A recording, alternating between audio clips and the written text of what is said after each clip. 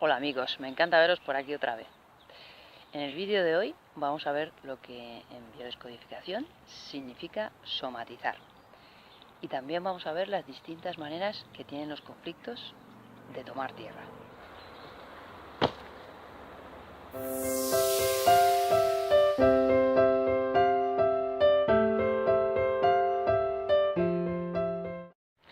Literalmente, somatizar significa transformar inconscientemente una afección psíquica en una afección orgánica.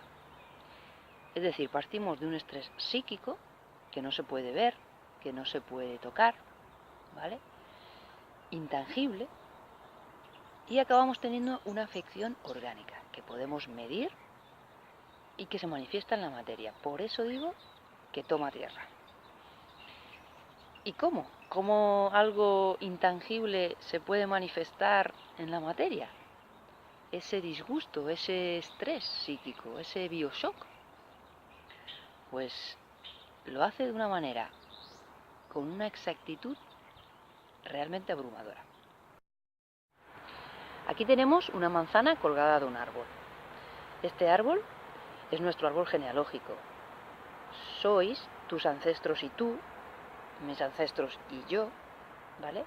Y cada árbol tiene una inclinación. Por eso me he venido aquí con los árboles.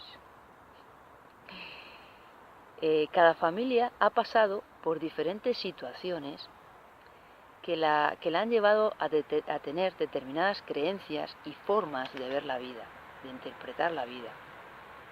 Y la inclinación es eso, la tendencia que tiene esa familia no solo a repetir determinadas circunstancias, sino a vivirlas, a sentirlas de determinada manera. Por eso algunos somos más susceptibles que otros a determinados comentarios. Hay algunos que siempre tienden a ver las cosas negativas, es decir, porque en realidad esa inclinación del clan familiar va a invadir toda nuestra psique, nuestra manera de pensar, nuestro campo mental, y va a colorear de alguna manera nuestra manera de percibir la realidad. Nosotros somos una rama del árbol, nos apoyamos en el árbol, nos alimentamos del árbol y por tanto el árbol tiene que tener un peso en nuestra vida. Pues vamos a ver esto con un ejemplo. Son dos personas que viven la misma situación dramática, el mismo bioshock, por ejemplo el robo de un bolso, y vais a ver cómo cada una de ellas va a vivirlo de distinta manera. Y la única diferencia entre ellas es su campo mental, su construcción como persona dentro del seno familiar. Entonces, por ejemplo, una de ellas puede vivirlo como un ataque a su integridad y la otra lo puede vivir como una tremenda guarrada. Le han robado el bolso, llevaba documentos importantes en él y le parece pues una tremenda guarrada. La otra también llevaba documentos importantes, pero le parecía que su integridad era más importante que los documentos. Entonces, ya sabemos que la manzana va a tener una tendencia, dependiendo del árbol, a caer en uno de los cestos, sea cual sea la manera que se le haga caer a la manzana. Aquí os ponemos tres formas. Esto se va a dar con más profundidad en otro vídeo, porque es muy interesante. Y bueno, pues en principio estaría la primera forma, que es un único suceso intenso, que ya sabéis que es el bioshock. Acontecimientos de menor envergadura que se van sumando, que sería una segunda forma. A esto se le llama o rebosamiento de la jarra, también saturación, recibe distintos nombres. Y por último, pues la memoria inconsciente, y ahí metemos muchas cosas, ya lo veremos. Muy bien, pues la caída de esa manzana lleva implícita un resentir. ¿Qué queremos decir por resentir? Bueno, es un sentimiento visceral que lleva asociado unas sensaciones físicas justo en ese preciso momento en que ocurren las cosas. Unas sensaciones físicas, una emoción, unos pensamientos que corren por nuestra mente en ese momento clave, ¿no? En donde ocurre todo muy rápido. Todo esto, todos pensamientos, sentimientos, emociones, esas sensaciones físicas que recurren ese resentir profundo, va a ir todo en un lote, todo en un pack, ¿vale? Y va a determinar en qué cesto va a caer la manzana. Los 4 cestos no son más que las 4 capas embrionarias que todos los embriones, todos los fetos tienen, y de las cuales se van a ir desarrollando los distintos órganos. Entonces, la primera capa, que llamamos endodermo, se encargará de formar órganos vitales. Por tanto, va a resolver temas de supervivencia. La segunda capa, que es el mesodermo antiguo, va a formar todas las membranas de protección, entre otras cosas, y por tanto decimos que resolverá temas de agresión. La tercera, el mesodermo nuevo, va a formar todo el tema del movimiento, tejidos del movimiento, huesos, músculos, tendones, y va a resolver problemas o conflictos de desvalorización o de rendimiento, que llamamos. Y por último, el cuarto cesto, la cuarta capa, es el ectodermo, es la corteza, y resolverá asuntos de relaciones humanas. A esta capa, por ejemplo, el doctor Salomón Seyam la llama el Ministerio de Asuntos Internos. Igualmente, todo esto es a grosso modo, lo veremos más en profundidad más adelante. ¿Y por qué digo que resolverá esta capa asuntos de tal o la otra otros asuntos? Porque la enfermedad es un intento de nuestra biología para resolver algo, un conflicto, que nosotros no encontramos solución en el exterior. Y por tanto, la busca él en el interior, ¿vale? Algo nos ha trastornado, estamos viviendo un estrés intenso y la biología solo busca una solución, porque así en estrés estamos en peligro, y eso es muy peligroso, valga la redundancia, para él. Pues si queréis seguimos con el ejemplo de antes. La persona que le habían robado el bolso y que lo vivió como una agresión a su integridad. Bueno, pues ¿qué capa se activará? La segunda capa. La manzana quedará en el segundo cesto. El mesodermo antiguo se encargará de temas de protección, y como ella lo ha resentido como una agresión, pues el sentido biológico de, por ejemplo, un mesotelioma que puede desarrollar será la de protección. Ese es el sentido.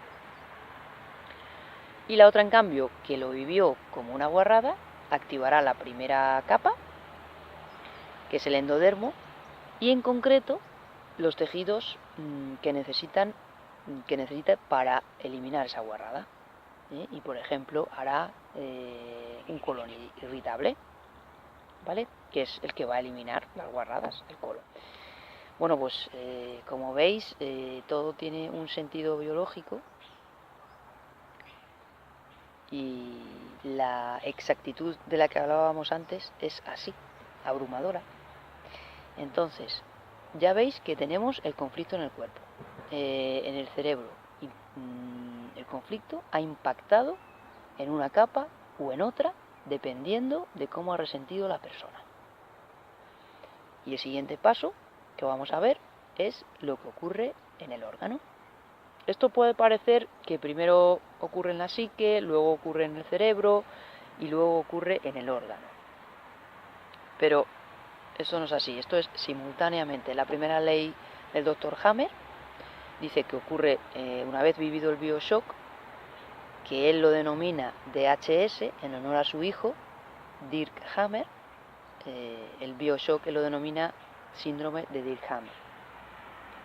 Entonces, la primera ley dice eso, que una vez que la persona ha vivido ese DHS, ese bioshock, ocurrirá simultáneamente en las tres, en la psique, en el cerebro y en el órgano. ese intento de solución, ese programa biológico especial que se pone en marcha y que nosotros llamamos enfermedad, pero que es una solución. Una vez que la biología se pone en marcha para dar la solución al conflicto, tenemos distintas posibilidades. Una de ellas, que no sea nuestro propio cuerpo el que manifieste la solución. Y entonces tendríamos, como habíamos hablado antes, ese mesotelioma, ese colon irritable. Otras posibilidades, que sea nuestra descendencia la que manifieste la solución. Y en este caso podríamos hablar de proyecto y sentido. Aunque el proyecto y sentido se refiere a un periodo concreto en la vida de los padres, es el periodo de la concepción del hijo, la gestación, el parto, incluso la primera infancia, que es lo que están viviendo los padres en ese momento. Sin embargo, pues es como un legado, algo inconcluso, algo a lo que ellos no tuvieron solución y que se lo dan a los hijos para que lo solucionen. Podríamos hablar de proyecto y sentido en este caso. Otra posibilidad, que se salte una generación o dos y entonces la solución la manifiesten los nietos, los bisnietos, y aquí hablaríamos de transgeneracional, que es un mundo en sí mismo, el transgeneracional, y que iremos hablando de él. Otra posibilidad, que la solución se manifieste en el cuerpo de nuestro animal de compañía.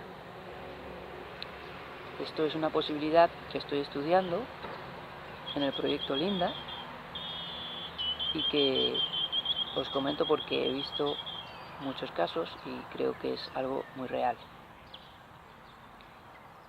Otras posibilidades, lo que llamamos el tipo de comportamiento o problemas existenciales. Esto es cuando la solución pasa no por una solución celular como tal, sino como una solución, la biología da una solución a nivel de comportamiento. Entonces, en el caso del robo del bolso, una solución a nivel de comportamiento podría ser fobias a salir a espacios abiertos o a salir por la noche, y esto evitaría, sería más que la solución en sí misma, sería evitar que se vuelva a repetir ese conflicto. Y bueno, podríamos desarrollar ese tipo de comportamientos para evitar volver a sufrir o volver a pasar por ese estrés. Igualmente podríamos desarrollarla nosotros, podría desarrollarla nuestros hijos o nuestros descendientes más lejanos. Y en el caso de problemas existenciales es un poco lo mismo, ¿vale? Lo que pasa que con el tema del robo del bolso es difícil dar un ejemplo, pero si por ejemplo hablamos de un aborto o de la pérdida de un bebé, pues un problema existencial pues sería no tener hijos, no tener descendencia, para evitar pasar por ese estrés, no encontrar pareja, igualmente para evitar pasar por ese estrés, y problemas existenciales de ese tipo. Entonces, desde este punto de vista, si la enfermedad es una solución, podemos enfocarla de otra manera, podemos vivirla de otra manera, acercarnos a ella desde la comprensión, desde la conciencia, y abordarla e influir sobre ella de manera consciente y intentando pues que no sea ese castigo divino, esa mala suerte, que es lo que hasta ahora hemos vivido. Hasta aquí el vídeo de hoy, espero que os haya gustado, pues sobre todo espero que os sea de utilidad y nos vemos muy pronto aquí, ya sabéis, animaros a suscribiros porque vamos a seguir dando caña y contándoos cosas muy interesantes. Un beso, amigos. Hasta la próxima.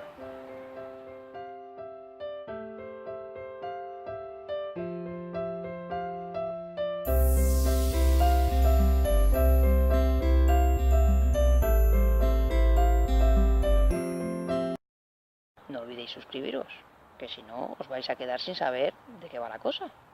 Venga, nos vemos, chicos. Un beso.